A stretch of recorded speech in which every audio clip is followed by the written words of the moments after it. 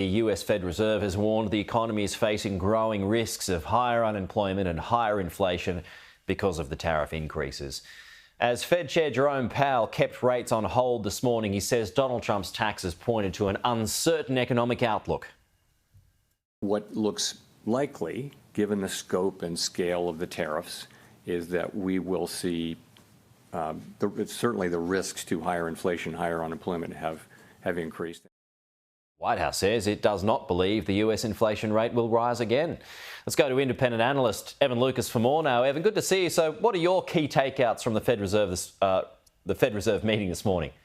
That's as close as I've ever heard a Fed Reserve in the last living memory basically say we're facing stagflation. I mean, that's exactly what he's just described in terms of higher unemployment, higher inflation. Lower growth was the only other thing that was basically in the statement that he didn't say out publicly in his testimony.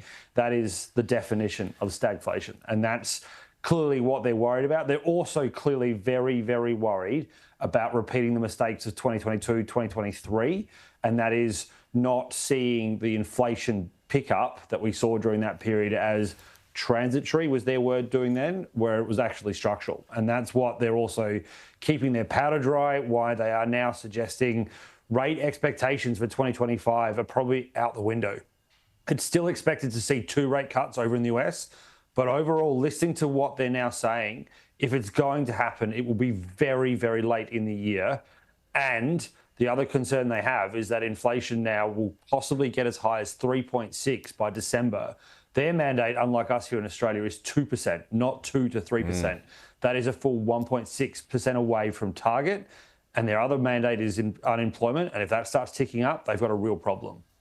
All right, let's go to local matters. Bank earnings season underway this week. Evan, ANZ coming up today. And it appears Australia has a bit of a love affair with borrowing. Yeah, well, I think a love affair with borrowing has been going on for the last 10, 15 years, but it has only, ramped up basically in the last 5 years in the post-COVID era. I mean, the amount of borrowing that we now have is at a record all-time high, which is not surprising considering we've got overall, migration growth, we've got different growth in terms of how we have employment, but the numbers coming out from Westpac and NAB on Monday and yesterday, and what will likely be coming out from ANZ today, is that you're right. The growth in new lending, although it's slowing down, it's still at levels that you can't say we are changing our behaviour, even with the increases in rates that we've seen. And yes, we've had 1 rate cut in February, and yes, we expect to see a rate cut in 12 days' time on the 20th of May.